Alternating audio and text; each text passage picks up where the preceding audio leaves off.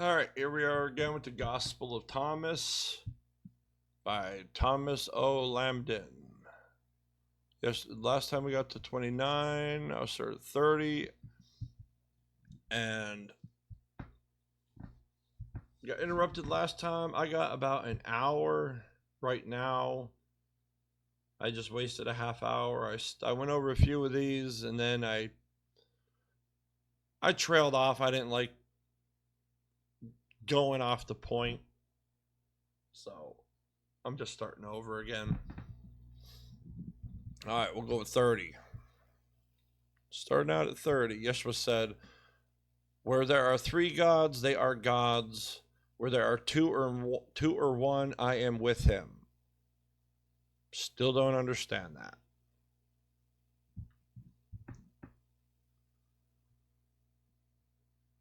Because I don't know who else is defined as gods.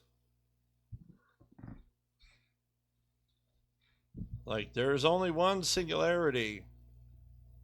There is only one absolute, that which is God, that everything comes from. So this whole hierarchy crap, I don't dabble in that. I don't bother with any of that. It's like there's only one at the top, and that's the only one I'm answering to. Everything else is just like, all right, I'll understand you, but that's about all. I'm not talking about I'm not deferring to Trinity. I'm not. All that which is God is God. Father, Son, Holy Spirit. I'm saying anything below them is, in hierarchy, is irrelevant, no matter what label you put on them. I don't care what else could be called a god or gods. It's like there's only one, and anything below that is, it is what it is. All right. 31, Yeshua said, "No prophet is accepted in his own village. No physician heals those who know him." I went over that pretty good the first time, but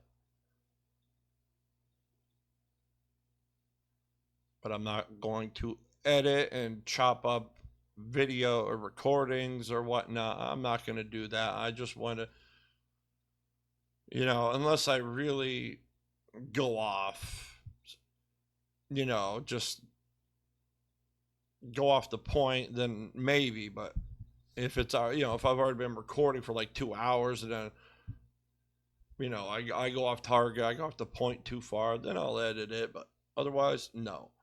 Even if I explained that pretty good. But no prophet is accepted in his own village. No physician heals those who know him.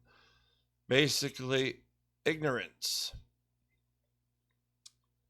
Nobody can know the very essence of another person.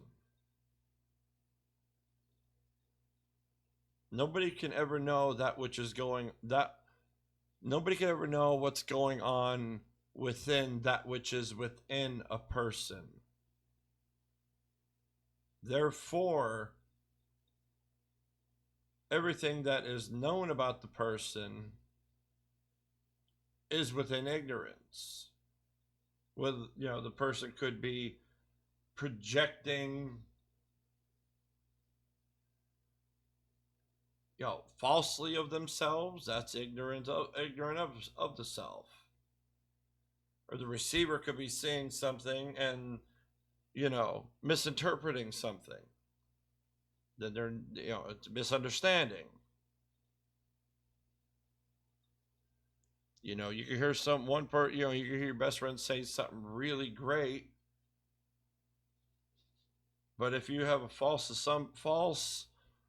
assumption of them being a certain way, because even if you've known them for a long time, then the gravity of what they've said is downplayed, or any accomplishment they accomplish is like, oh, well, that's out of character of my ignorant assumption of you, therefore it's downplayed, or it's wrong, or it's I can't believe it. That's all it is. Ignorance. Ignorance and projection and nonsense.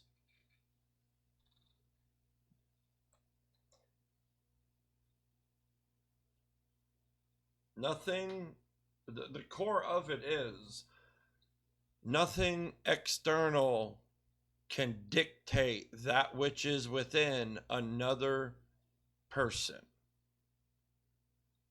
Period.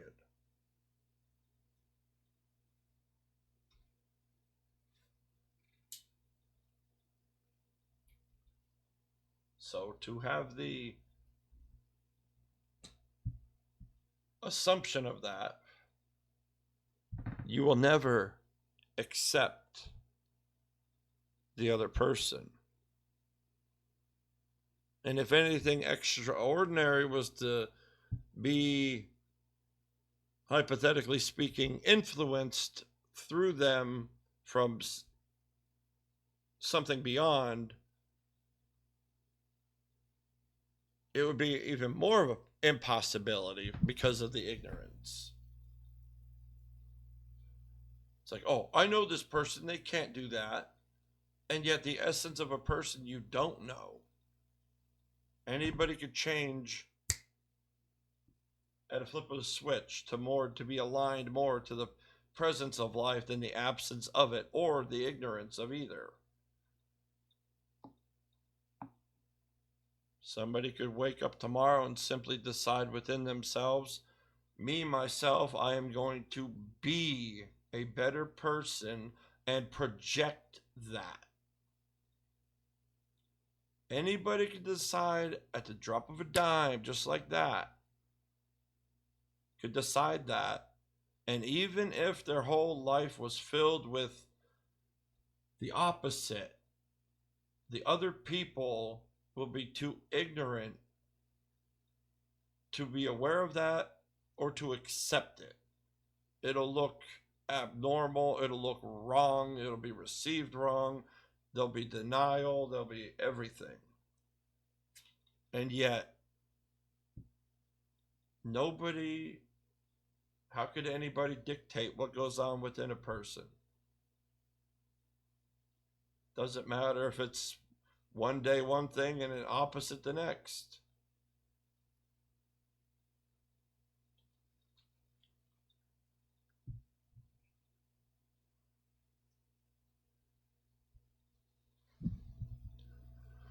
All right.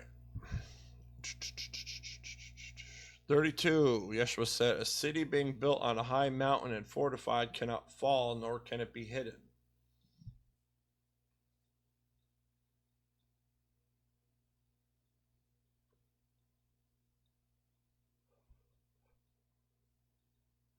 I don't know. I got caught up on that one before too. That was a moment I didn't like. I didn't want a moment that I would have edited out. I took too long sitting there contemplating on that. And I don't really want to sit here on, verses and just sit here for like 5 minutes sitting here analyzing that and contemplating on it. Don't know right yet, so I'm moving on. 33, Yeshua said, preach from your housetops that which you will hear in your ear, for no one lights a lamp and puts it under a bushel, nor does he put it in a hidden place, but rather he sets it on a lampstand so that everyone who enters and leaves will see its light. That was another one I freaking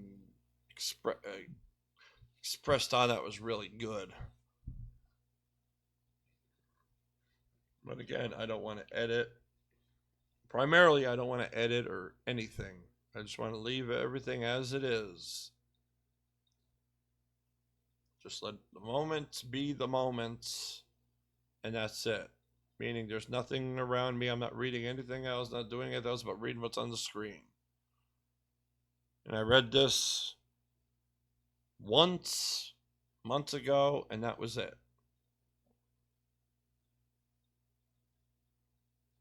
We'll end 30 to 35 or 36. No, down to 30 to 37 a little bit ago. All right, preach from your rooftop. Preach from your housetops that which you will hear in your ear. For no one lights a lamp and puts it under a bushel, nor does he put it in a hidden place, but rather he sets it on a lampstand, so that everyone who enters and leaves will see its light.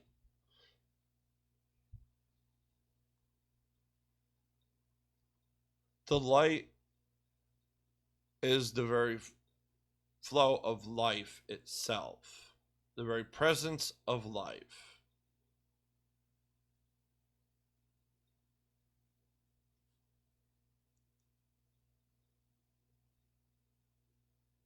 The absence is the dark.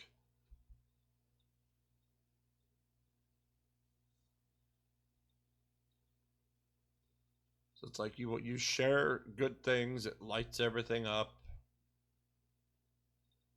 You know, same context, you take away, everything gets negative, everything gets dark.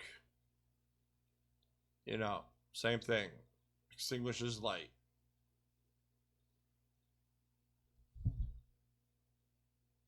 Which do you want to project more? Do you want to project light into the world to light it up? Or absence and just give out darkness and negativity and all that nonsense?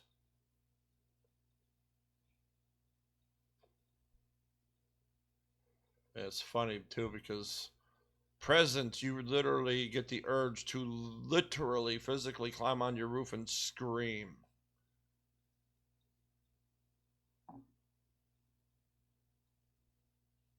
Except I'm not talking about screaming just the, biblical verses like a lot of people do.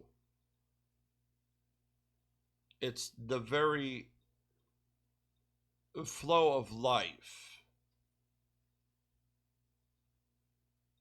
When you understand presence from absence, when you see presence from something so small, and so much absence, it's like your presence, you just want to scream it because it's just awesome. In absence, you just want to light it up, like, get out of here, you freaking just nonsense. It just gives itself. Negativity only breeds negativity in any kind, shape, way or form.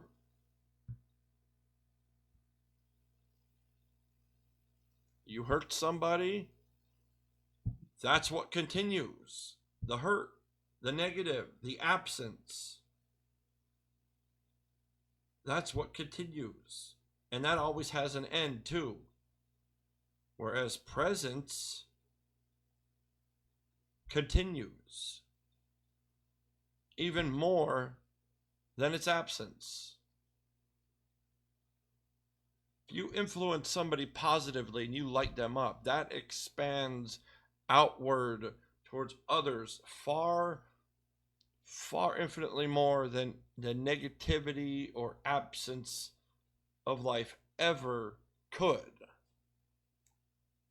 That's the whole thing about screaming from the rooftops, because it's like, once you understand, it's so much more. It just makes you want to scream. It's like, that's something, the understanding of the flow of life, its presence and absence. Whereas, most people, they're out there just screaming the verses. It's like, it's pointing to something. All of it points to something. That's what you're supposed to scream. It's all pointing at the flow of life. That's what you scream.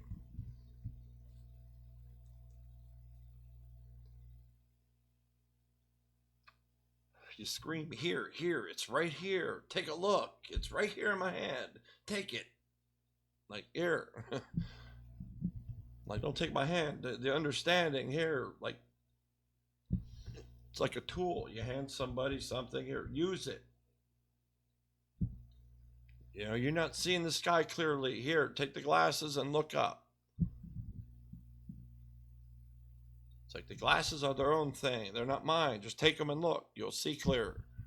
It's like that's the answer it was pointing to. Like life, the flow of life. That's what you're supposed to be looking at. 34. If a blind man leads a blind man, they will both fall into a pit. Again, ignorance. If you're ignorance and you're going in the absence of life, you're being in negativity or whatever, they both fall into the pit. If you don't see where you're going and you grab another person, you drag them along blindly in negativity, boom, you're going to hit the brick wall or fall into the pit. Whereas if both of you can see, you're not. You're in presence of life, you're not blind. In absence, you are. In presence, it's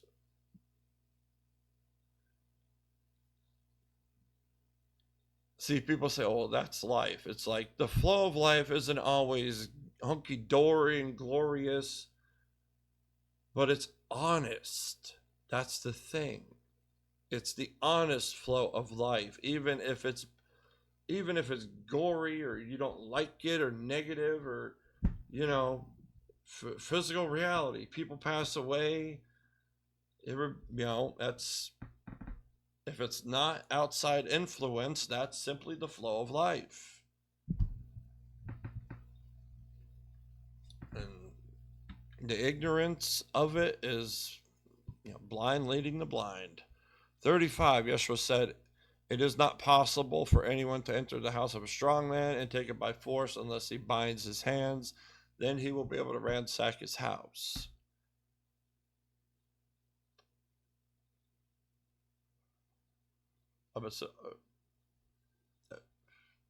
What could that be referring to within? The house is your being,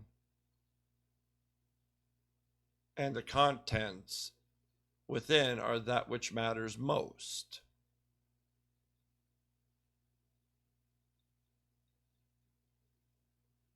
How do you ransack that? Negative influence, negative manipulation.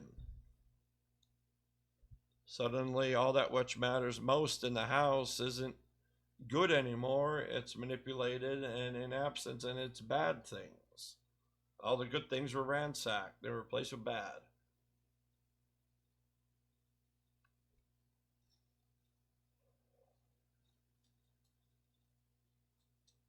Align with the very presence of life, and you can't bind those hands. 36, Yeshua said, do not be concerned from morning until evening, and from evening until morning about what you will wear.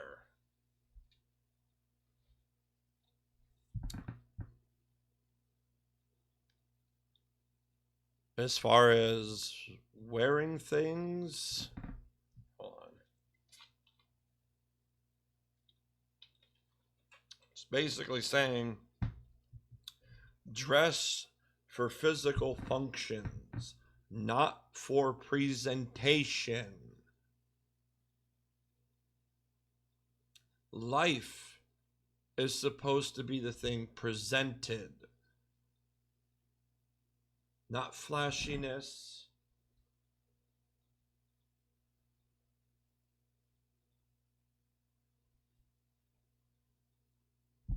Not all that nonsense.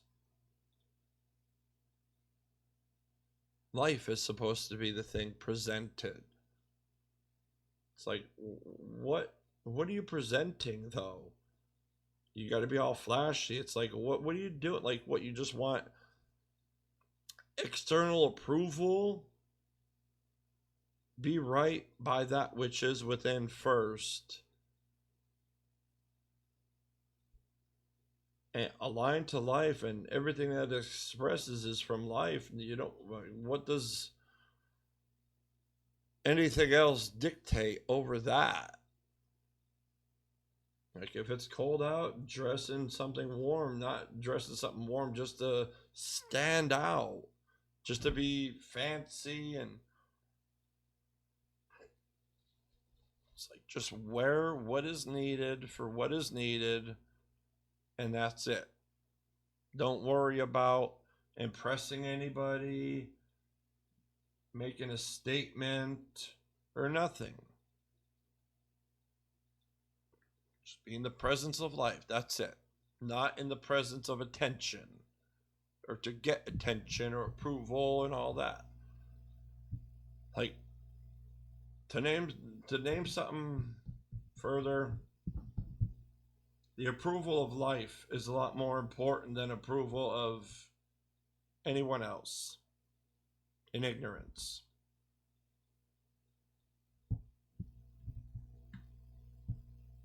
That is beyond stupid clothing references. How does clothing or any facade express that which is within a person?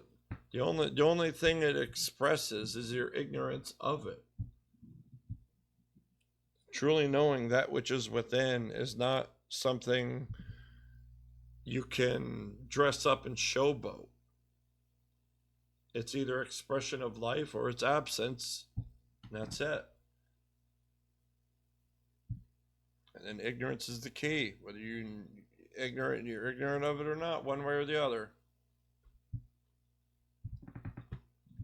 37, his disciples said, "When will you become revealed to us, and when shall we see you?" Yeshua said, "When you disrobe without being ashamed, and take up your garments and place them under your feet like little children, and tread on them, then you will see the Son of the Living One, and you will not be afraid." You ain't staying there, people. Vehicle outside that's parked in the spot I shoveled out of. And I'm not sure if the wife will be home soon, but they better not be there, because it's not my parking spot, but the time it took me to shovel all that snow is mine, and I could take more time shoveling the snow back where I got it. Like, hey, it ain't my fault that another car is there. I'm just taking the time back and putting the snow back where I got it.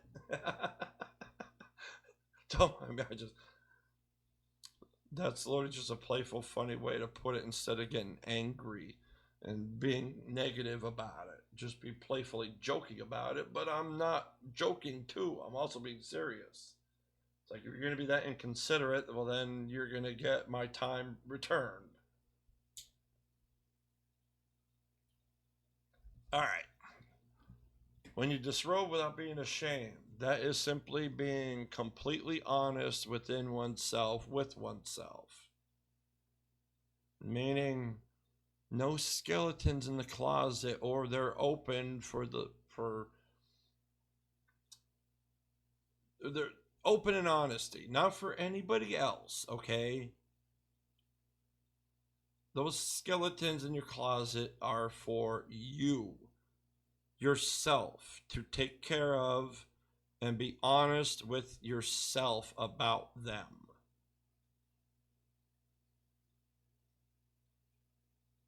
That's all. That could disrobe in the very presence of that which is God. You take out your skeletons, you understand them. Okay, this happened, it was bad. This does not define me. Put it down, step on it. Like, it doesn't matter. Don't be defined by your skeletons in your closet, or allow yourself to be manipulated or defined by them. Be open and be defined within the presence of life. Don't be identified by the skeletons in your closet. It's all about honesty. Honesty within. Now, I'm not talking about for expression for others. I mean just yourself. Because once you're completely honest with yourself, that's what could stand before that which is God. Whether you've got a lot of nonsense that you've gone through, a lot of skeletons or not, you can't hide them. Don't try to hide them. Take accountability, at least within yourself. You can't really take accountability if you did something wrong to somebody and they're not here no more. But you can take accountability and be honest within yourself. That's where it matters most initially. As far as you will see the Son of the Living One. Well, he's not here right now, so I don't see anybody. Will I be afraid? Absolutely not. And I'm going to stop there because that not stop the recording, but stop going over that right there because that's where I went off too far explaining. Went out of context. 38, Yeshua said, "Many times have you desired to hear these words which I am saying to you, and you will have no one else to hear them from. There will be days when you will look for me and will not find me."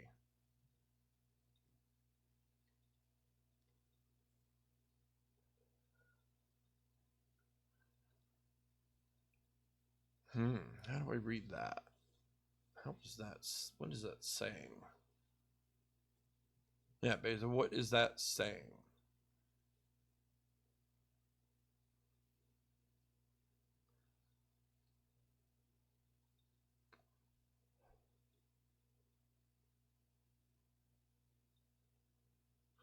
I don't know. Moving on, because it's a few things I could get from that, but I'm trying to analyze two things at once.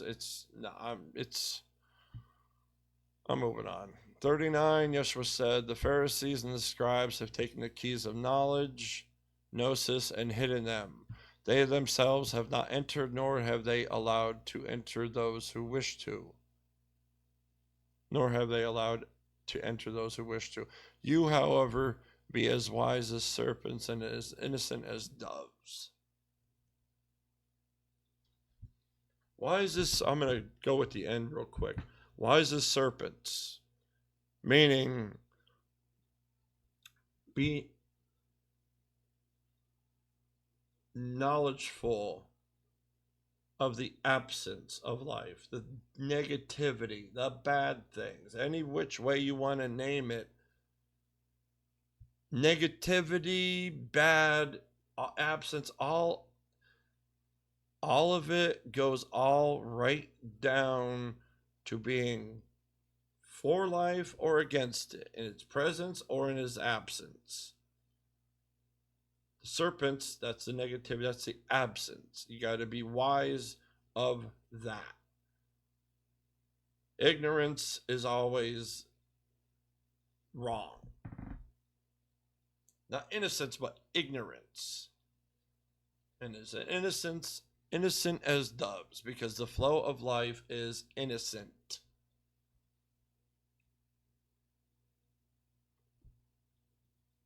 The Pharisees, the scribes, take the keys of knowledge and hidden them.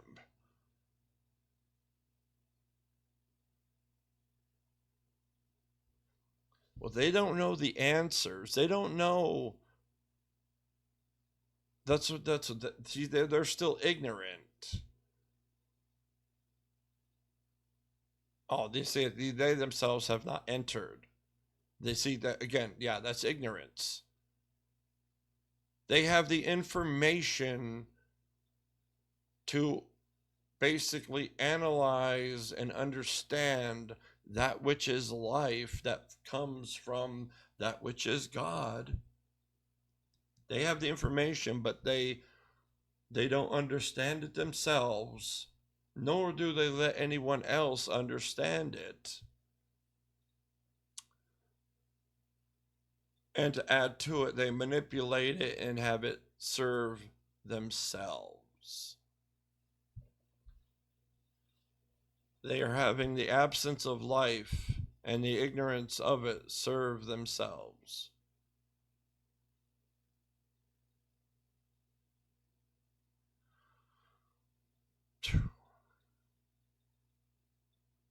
wow, I never stopped and really contemplated on them, contemplated on the understanding of them people, to be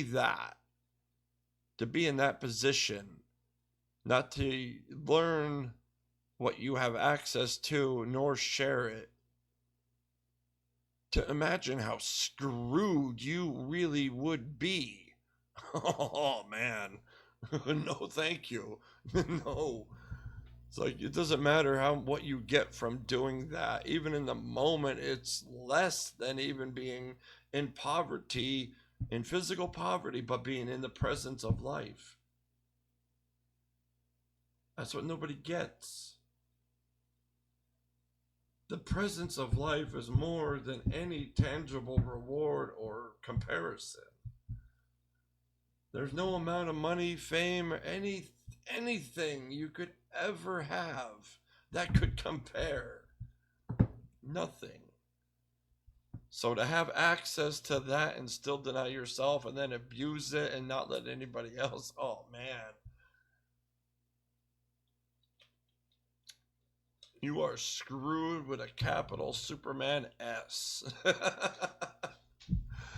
I'm laughing about it because it has nothing to do with me. I'm not laughing at their failure. I'm just laughing like it's ridiculous because it's so obvious. Like, what are you doing? Like, you're screwed. Like, I don't know. It's just, it's nonsense. It's just this funny nonsense. Oh, jeez. It's like you don't know what you got and then you're going to abuse it too. Oh, jeez. That's so dumb. Yeah. Name it plain. That's so dumb. It's stupid and funny. Like, and you're going to be, oh, jeez. All right, 40. Nice number. Yeshua said, a grapevine has been planted outside of the Father, but being unsound, it will be pulled up by its roots and destroyed.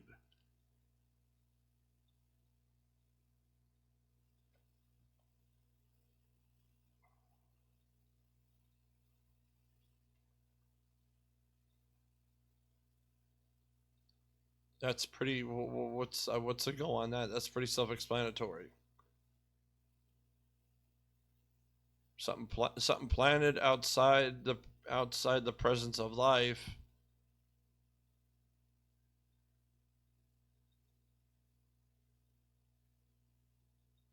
Yeah, it's going to be destroyed.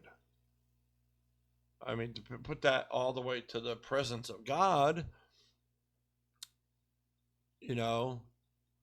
God plants, the essence of life within humanity. We make it unsound and make it absence, pulled up by its roots and destroyed. Self-explanatory. If you embody and express absence, then you're going to be like a rotten weed and you're going to be pulled up and destroyed.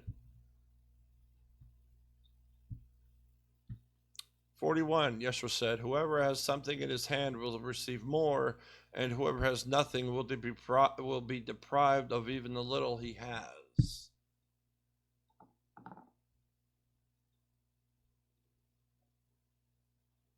I like that.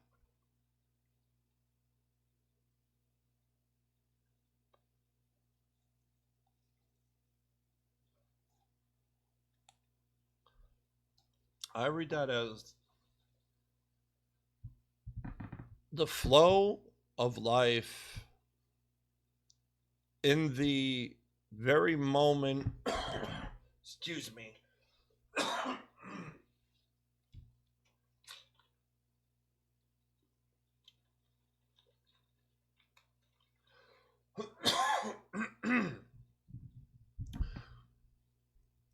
whoever has something in his hand will receive more. The hand represents the continuous endless flowing of now, the very moment of now.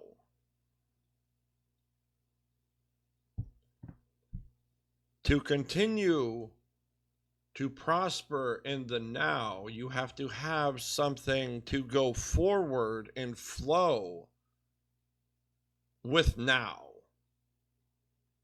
No different than investing in something and receiving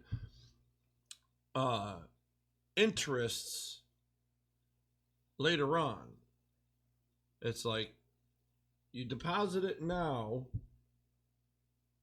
to come back, to be projected into the future that returns to the current endless moment of now when you get there.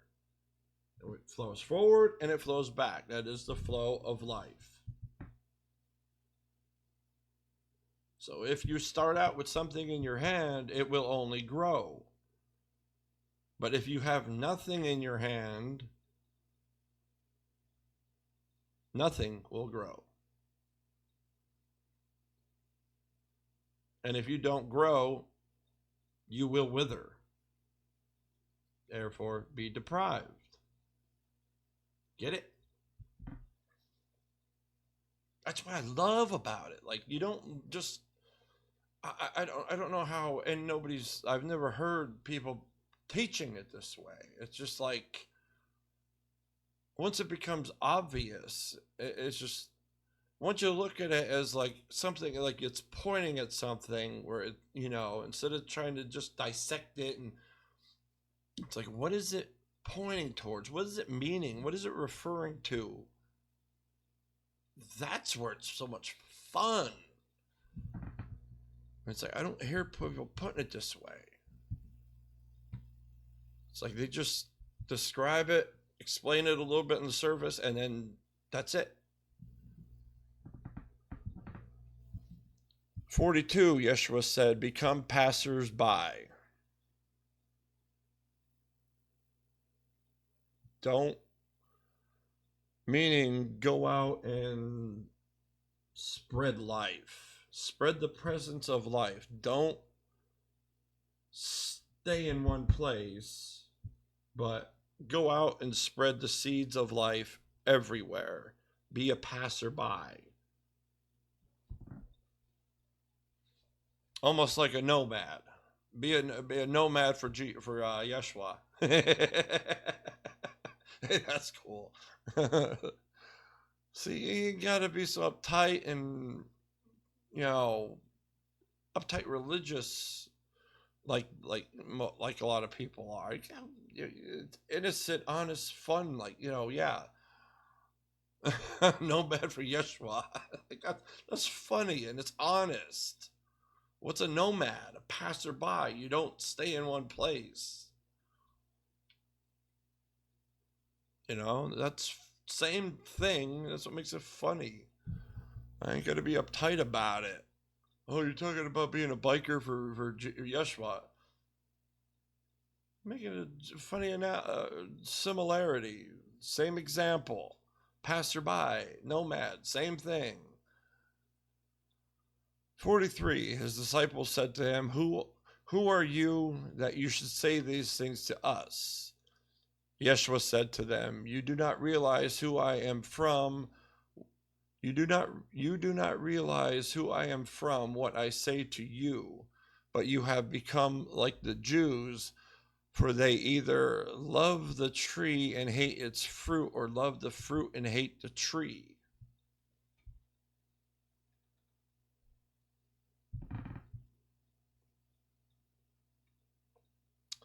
Love the tree and hate its fruit, or love the fruit and hate the tree.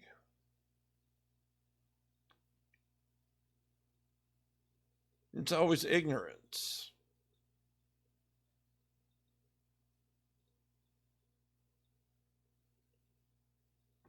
Love the tree. The tree is life itself. It's the very foundation of existence, the flow of existence, either in presence or absence.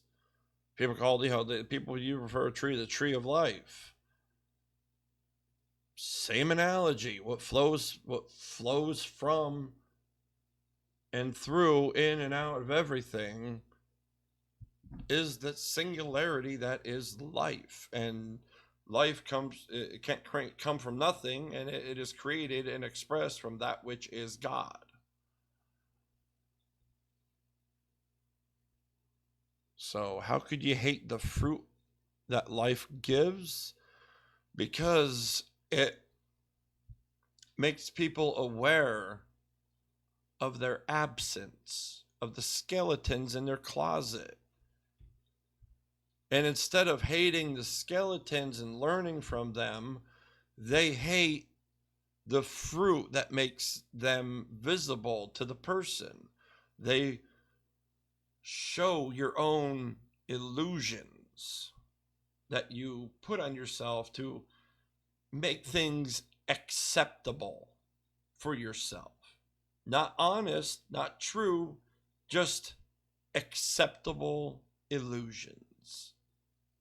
That's what you hate of the fruit. Love the fruit and hate the tree. Yeah, you like prospering, but you don't like the flow of it. You like to take the fruit and eat it, but you don't like to plant it yourself. You like to receive and eat the presence of life, but you don't want to give it as well. You want to consume, but not flow with.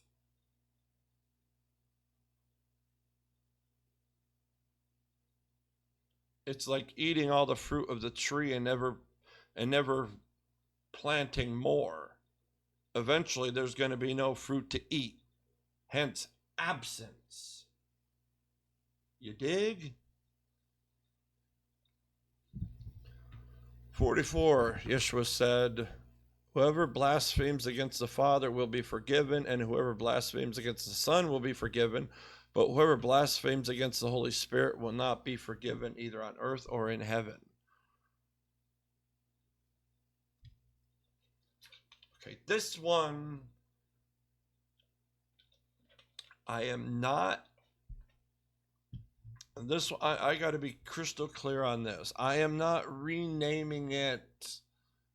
I am simply explaining the very essence that points to the Holy Spirit. What is the Holy Spirit? It is the very essence of life itself.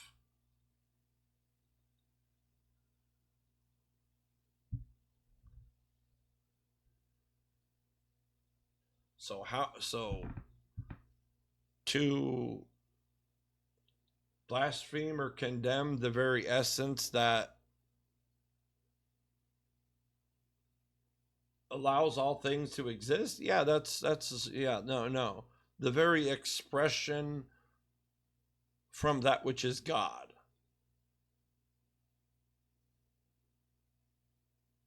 Blaspheme against that? No, because that is what we are.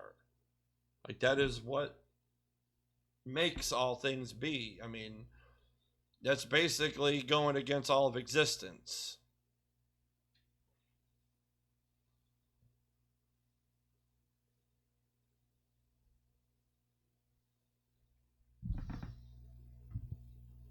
It's like, no, that's where all things, that is the singularity of that which is the essence of life itself. That is the Holy Spirit.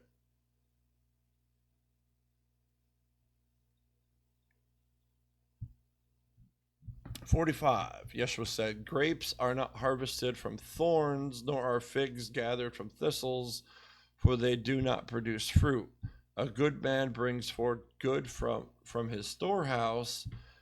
An evil man brings forth evil things from his evil storehouse, which is in his heart, and says evil things. For out of abundance of the heart he brings forth evil things."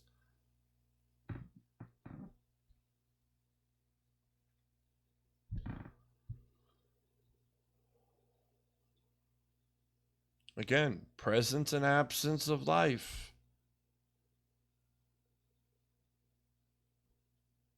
If you're in presence, I'm foundationally speaking here.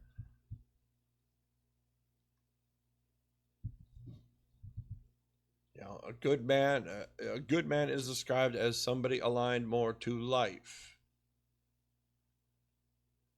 The presence of life. And that's what's in your heart. Bringing that forth, it'll be good things. It'll prosper. And again, evil things forth, that's what's projected. What is within, whether it be presence or absence, is projected. And the very key to navigating either is the removal of ignorance. Because if you're ignorant of that which is life, the very thing that which matters most, everything past that will be distorted. Whether it happens to align with what's right or wrong, presence or absence, it's still a crapshoot. It's still ignorant. Where once you truly understand the flow and presence and absence of life, I mean, you realize it was one choice the whole time. It's like you don't have a choice anymore, because it's like, like absence is so, I mean, it's like just randomly shoving your face in a thing of manure for no reason. It's like, no, I'm not going to do that. It's like you're not left with a choice anymore, because it's like it's already there. The best thing is already there. You just can't be ignorant of it. That's all.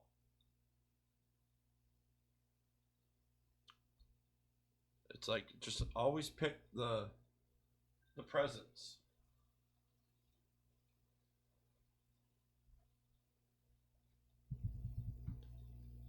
Because that's what you give out. For out of abundance of the heart he brings forth evil things. The opposite is still right too. You see, they always emphasize on the bad thing. Like a good man brings forth good from his storehouse. And then that's the only reference to the good man. It's like, yeah, well, it says for out of abundance of the heart he brings forth evil things. But you know what? In presence of life, in comparison, the evil things are just like nonsense. The presence of life is so much more than to be deserving of one little sentence right there in all of that. A good man brings forth good from his storehouse. And then evil gets 1, 2, 3 sentences. No. If all you preach and all you talk about is the evil things, all people will see is the evil. 2 sides to the coin. You just have to flip it. Stop endlessly looking at the absence of life, because then you will never be able to understand the very presence of it. I'm not playing correct the Bible here. I'm literally just stating that's wrong. It's wrong, and it helps the ignorance by only emphasizing more on the negative and the absence. It's like, no, presence needs more references and examples and descriptions. It's being expressed and defined less when it's infinitely more than the absence that's being presented in abundance. All right, let's this will be over in a minute. My boy will be here any moment. 46, Yeshua said, among those born of women from Adam until John the Baptist, there is no one so superior to John the Baptist that his eyes should not be lowered before him. Yet I have said, whichever one of you comes to be a child will be acquainted with the kingdom and will become superior to John.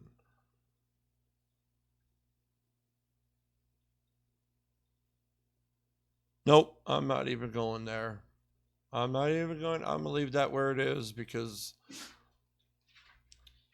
I don't give a flying shit about superiority, about anything, to anyone.